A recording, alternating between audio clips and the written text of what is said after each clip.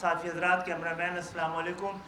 معذرت آپ کو 12 گھنٹے کے اندر 24 گھنٹے کے اندر دوبارہ ہمیں بلانا پڑا، اور جن خطرات کا اندیشہ ہم نے کل آپ سے شیئر کیا تھا وہ ایک ایسی شکل میں آ رہا ہے کہ خطرے کو آپ دعوت دے رہے ہیں، اور ایک ایسے وقت میں جب پاکستان تمام تر مشکل ترین حالات میں انتخابات کرانے کا مشکل فیصلہ کر چکا تھا، اس کے بعد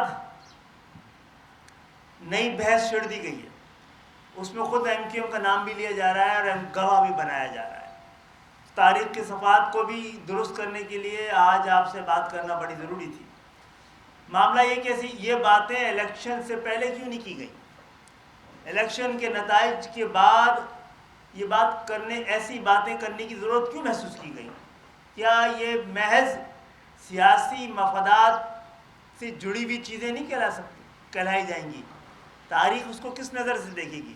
اگر جمہوریت کو خدا نہ خواستہ نقصان پہنچ گیا تو پھر اس میں کس پہ ذمہ داری ڈالی جائے گی؟ معزز صافی حضرات، جس میٹنگ کی بات کی جا رہی ہے 26 مارچ کی، اس میں ایم کیو ایم کو بھی مدعو کیا گیا تھا، میں موجود تھا۔ جو بات مولانا فضل الرحمان نے اس حوالے سے کی ہے، معاملہ مکمل طور پہ اس سے مختلف ہے، اس وقت کے chief of the army staff general Bajwa صاحب نے تمام پاکستان کی قومی قیادت سے یہ درخواست کی تھی کہ ہم عدم اعتماد کی تحریک واپس لے لیں اور کوئی بیچ کا راستہ نکالیں۔ وہاں موجود باقی جو قومی زعما تھے، سیاسی جماعتوں کے سربراہ تھے، انہوں نے معیشت اور اس حوالے سے جڑی ہوئی بہت سارے چیزوں کو سامنے رکھ کر اس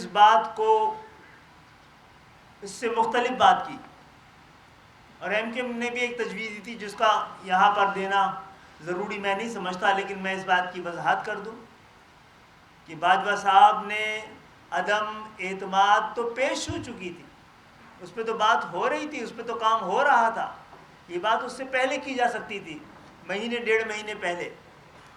اس دن انہوں نے عدم اعتماد واپس لینے کی بات کی، اس کا مطلب عدم اعتماد کی تحریک پیش کی جا چکی تھی یا اس کے تمام مراحل مکمل ہو چکے تھے۔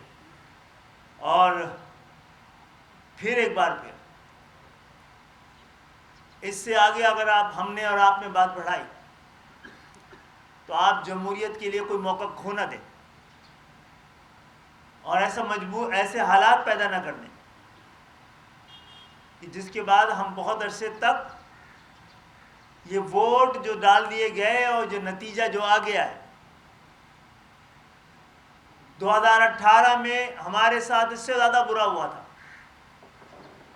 ہم نے وہ راستہ اختیار کیا تھا جو کیا جانا چاہیے۔ ہم الیکشن کمیشن میں گئے تھے، عدالتوں میں گئے تھے، ایوانوں پہ اس پہ احتجاج کرتے رہے، دوسروں کو بھی یہ حق حاصل ہے، لیکن کسی کو یہ حق حاصل نہیں ہے کہ اپنی جیت یا ہار پر جمہوریت کو ہرا دے۔ تو میں سمجھتا ہوں کہ اس گفتگو کو اب ایک قومی مفاہمتی ڈائلاگ کے ذریعے ختم کر کے آگے بڑھا جائے۔ اس کو بات ایڈ کریں گے۔